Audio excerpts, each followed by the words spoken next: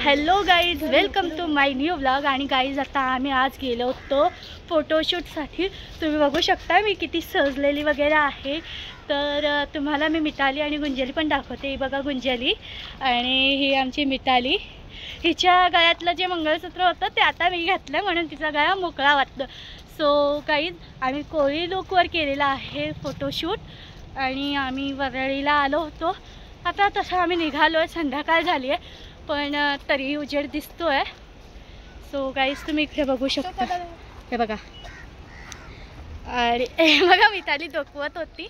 आणि गाईज तुम्हाला आमचा मेकअप किंवा आमचा लुक कसा वाटला ते तुम्ही नक्की कळवा.